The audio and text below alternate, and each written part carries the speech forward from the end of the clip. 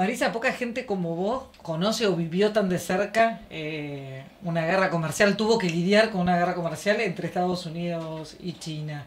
¿Qué te queda de esa experiencia y qué es aplicable a este nuevo episodio entre Trump y China?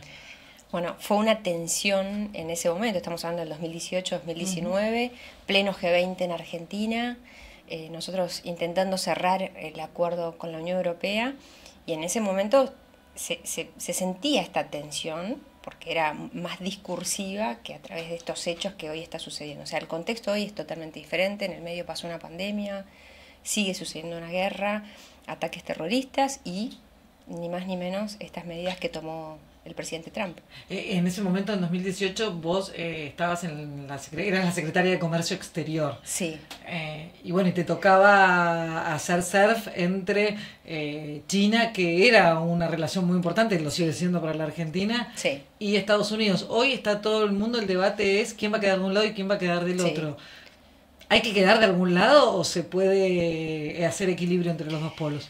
Mira, en su momento nosotros teníamos una relación, te diría, como equidistante, ¿no? O sea, siempre entendimos que si vos mirás nuestra balanza comercial en ese momento o ahora, los dos son socios estratégicos. Estados Unidos y China, en algunas cuestiones somos más competimos más con Estados Unidos, más que todo en el agro, en los commodities, y China es quien nos compra los alimentos realmente. En materia de inversiones aparece Estados Unidos como primer inversor en la Argentina. China también ha apostado siempre, entonces son dos socios que uno tiene que intentar mantener un vínculo altamente estratégico, respetuoso y de mucha cooperación. Pero hoy el mundo te dice, o estás de un lado o estás del otro. Y bueno, el presidente Milei eligió, yo creo que ya desde la campaña, esto no fue de ahora, o sea, siempre fue muy claro en su discurso y así estamos. Y a pesar de eso, hasta acá, el socio que más aportó, contante y sonante incluso, al plan de estabilización de Milei fue China, porque el que renovó swap, el que te dio condiciones para pagarlo, fue China. Milei incluso dijo, ¿qué dijo? Que eran unos socios que no te pedían nada. No fue la palabra que usó, pero como si fueran amorosos. Sí. A ver, yo creo que los dos países están poniendo una cuota de confianza hoy en la Argentina, digo, porque el fondo, en cierta forma, el FMI, digo, obviamente tiene un paraguas, digo, o una dirección muy fuerte por parte de los Estados Unidos y los chinos con el swap. Creo que hay una cuota de confianza de los dos países, por eso es tan difícil esta situación que estamos atravesando, porque en definitiva como que uno termina siendo desagradecido si estás tan de un lado que del otro, ¿no?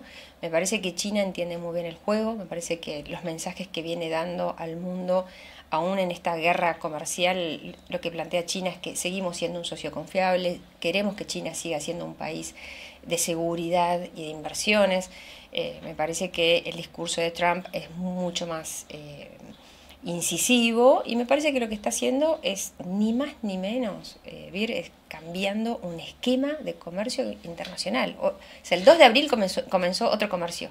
Eso parece bastante claro, pero la manera e incluso los modos que tiene Trump, la pregunta, ¿se le salió la chaveta? ¿Está chiflado Trump? Mira, el 2 de abril... O vos ves que en definitiva hay una estrategia más allá de esa parafernalia.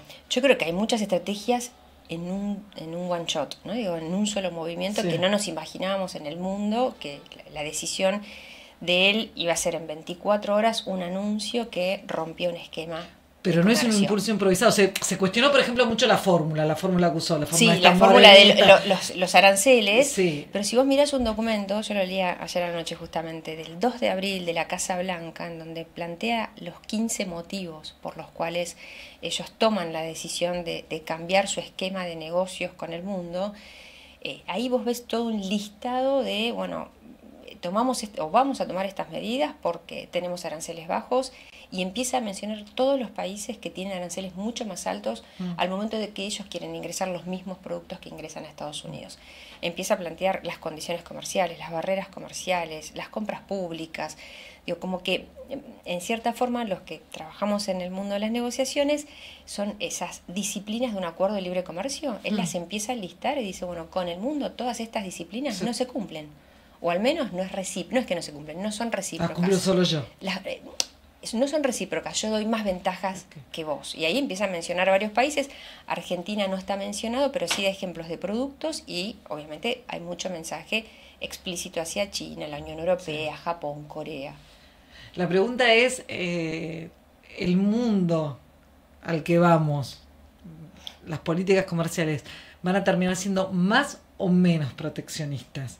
Trump está apuntando a que todos los países bajen aranceles y bajen protecciones y tengan economías más abiertas, o esto termina en que todos hacemos la de China, que bueno, la Argentina probablemente no esté en condiciones, pero los países que sí puedan, te subo el arancel a 34, yo te lo pongo también en 34, entonces yo te lo subo a 104 y yo te lo devuelvo en 80. Que la pregunta depende en el país en el que vos estés, porque digo, Argentina no se puede dar el lujo de subir más aranceles. Nosotros tenemos, el Mercosur tiene el arancel, el promedio de arancel más alto del mundo, o sea, más cerrados no podemos estar. Y eso lo muestra nuestra agenda de negociaciones internacionales, que hoy en día es solamente el 9% del PBI del comercio mundial es donde está inserto el Mercosur. Si nosotros ratificamos el acuerdo con la Unión Europea, saltás a más del 30% del PBI. Pero la realidad es que nosotros hoy tenemos aranceles altos.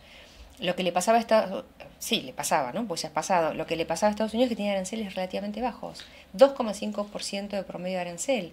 Entonces, ellos sí pueden darse, entre comillas, el lujo de protegerse y poner en marcha una industria potente, ¿no? Yo señalo bastante por ahí eso cuando se habla de la contradicción entre Milei y Trump. Bueno, Trump hace proteccionismo, entre comillas, en la economía más abierta del mundo, y bueno, Milei quiere hacer libre comercio en una de las economías más cerradas.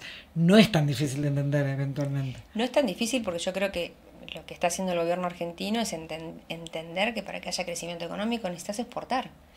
Y esas exportaciones, o sea, Estados Unidos tiene billones, o sea, estamos hablando de 3 billones de exportaciones. Nosotros tenemos apenas 80.000 millones de exportaciones en un país que podría tranquilamente duplicar o triplicar sus exportaciones. Entonces necesitas acuerdos estratégicos, y cuando vos hablas del libre comercio, necesitas un diálogo con países en donde lo que nosotros producimos, muchos países los necesitan. Por eso no solamente es orientarnos al diálogo con Estados Unidos, sino un sudeste asiático que tranquilamente está muy interesado en lo que nosotros producimos, no solamente el agro, sino también energía, minería, petróleo. Uno se informa, prendes la tele, los portales, y es todo caos, es todo así, pánico. Sí. Y te escuchas tan tranquila, tan pausada. A ver, no. ¿Hay algo bueno para sacar de todo esto para la Argentina? Mirá, a ver, porque hasta ahora palo. El momento de caos, digo, lo estamos atravesando todos. Yo creo que el lunes fue un día significativo, digo, en los mercados internacionales. Veías que los mercados se derrumbaban y vos decís, bueno, ¿cuándo termina esto? Esto va a terminar cuando se logren negociar. Vos pensás que a los pocos días de los anuncios ya había 50 países queriendo negociar con Estados Unidos. Entonces, ¿eso es un éxito de Trump? Eso es lograr lo que él quería lograr. Era, bueno, las condiciones las voy a poner yo. Nosotros fuimos muy abiertos al mundo. Ahora esto cambió. Lo que pasa es que él quiere en una sola decisión bajar su superávit, su déficit comercial, incrementar la recaudación a través de los aranceles de importación, y principalmente acá hay un tema político, ¿vieron? O sea, acá hay un tema que es el trasfondo de toda esta tensión o esta guerra comercial. Es un tema de Estados Unidos no dependiendo de las principales potencias y principalmente orientado a China. Lo que pasa es que acá nos arrastra a todos. Y para Argentina, a ver, el anuncio de 10% de arancel más para nuestros productos te genera una crisis en el momento que decís, empezás a sacar cuentas y decís, bueno, todos nuestros productos, 10% es un montón de arancel. A la vez, cuando empezás a ver que a muchos otros países les subió el 30 al 40% de productos que nosotros le exportamos a Estados Unidos, en términos relativos relativos, o estás igual o estás en ventaja. Claro. ¿Me entendés? Porque, digo, él rompió también ¿Se te ocurre algún producto de esos que estés en ventaja sí, ahora? Sí, un montón, varios. Bueno, en todo lo que es la agroindustria, los vinos, yo empecé a ver, digo, los vinos, las carnes, los cítricos, las frutas dulces. La suba de aranceles, en definitiva, claro, con cómo queda el mapa, para darte nos un ejemplo concreto. Claro, un ejemplo concreto son los vinos. Nosotros teníamos un arancel más o menos, no sé, del 3% promedio. Pasás a un 13% y decís, esto es un montón, pero cuando ves que la Unión Europea le triplica el arancel de base, ese universal que para nosotros fue el 10 y para ellos puede ser el 20 o el 30%, decís, bueno, todos los vinos europeos van a llegar más caros ahora. Entonces, ¿y los chilenos que nos preocupan un poco? 10%, 10% Ahí como va a haber que nosotros. competir. Y no, además ellos tienen libre Tiene- comercio. Entonces, digo, Chile siempre vio el comercio exterior mucho antes que nosotros. Me parece que es un gran modelo. Bueno, pero hay ventajas entonces, hay posibilidades, hay oportunidades. Yo Eso creo está que bueno verlo. sí, en medio de la crisis, digo, quizás es mi forma de ser, es como que digo, bueno, ¿dónde está la oportunidad? Y estoy totalmente segura, o sea, en estos momentos de crisis es salir a buscar la oportunidad, y yo creo que el gobierno argentino lo está haciendo en este momento. Me parece que fue uno de los primeros que mostró interés en sentarse a negociar, y en el documento de la Casa Blanca, donde ellos dicen, bueno, el mundo nos pone estas barreras, enseguida lees el capítulo de Argentina, hay 11 barreras, y ya el gobierno argentino está trabajando para eliminar esas barreras que plantea Estados Unidos. El problema es que en esta guerra comercial, lo comercial para la Argentina es tal vez lo menos relevante. La Argentina con lo que no puede lidiar es con los impactos en los mercados, Sí. riesgo país arriba de 1000 puntos. Sí, porque creo que fue una agenda de comercio exterior que siempre nosotros en su momento le dimos mucha potencia. Obviamente en 4 años no llegas a hacer lo que uno se propone, pero claramente el gran desafío hoy de la Argentina es multiplicar las exportaciones. Vos aumentás las exportaciones, aumentás el ingreso de divisas, generás empleo, bajás la pobreza y principalmente expandís desarrollo económico en provincias que producen alimentos naturalmente, y aún así tenemos pobreza. En esa línea está todo el tema del petróleo que se está derrumbando Sí. la cotización Sí. y bueno, y precisamente una fuente de dólares y de exportaciones que está empezando a volar. Era lo que no es vaca necesitaba muerta. Argentina. Exactamente. Sí, en un contexto en donde digo, todos los países emergentes, si esto no sucediera, a veces tenemos un cierto atractivo para invertir, o para que vengan a invertir, mejor dicho, y en este momento con este derrumbe a nosotros se nos duplican las dificultades.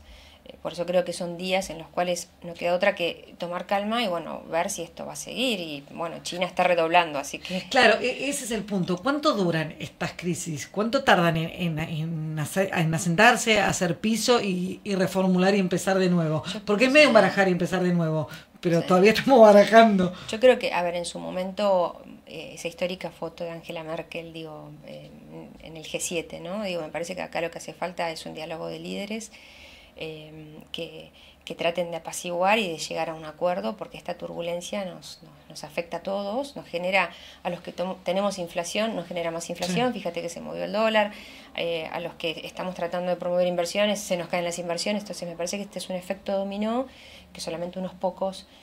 no sé si es esa la única solución, pero vos me lo preguntás, yo digo, acá dependemos hoy de personas prácticamente, ¿no? Y ese es un problema, porque en su momento Angela Merkel, ¿quién es la Angela Merkel? ¿Es Macron? ¿Tiene la misma potencia? Europa tiene un problemita. Yo creo que Todos. Europa bueno, justo vos me hablas de una región en la cual, digo, yo tengo cierta afinidad y respeto, digo, por el acuerdo que tuvimos.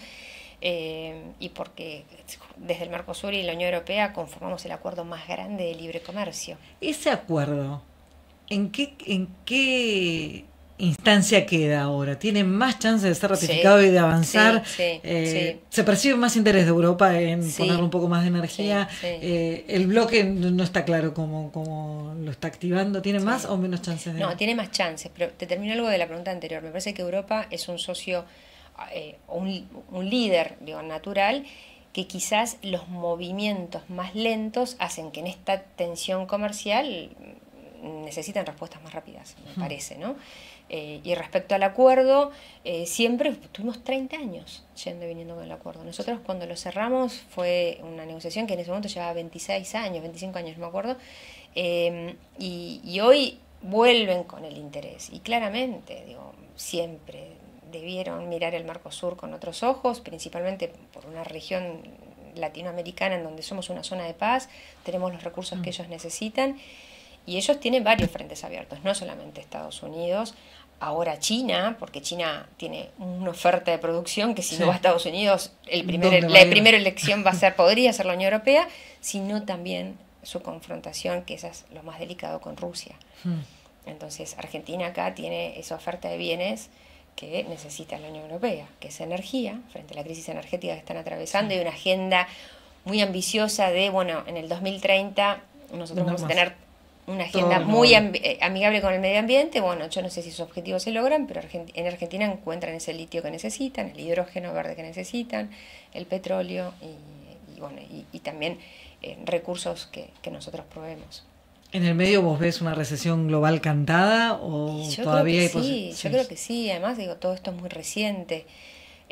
¿A dónde terminamos? No lo sé. Y si alguien lo dijera, digo, creo prácticamente estaríamos mintiendo porque no sabemos lo que pasa por la cabeza de los líderes.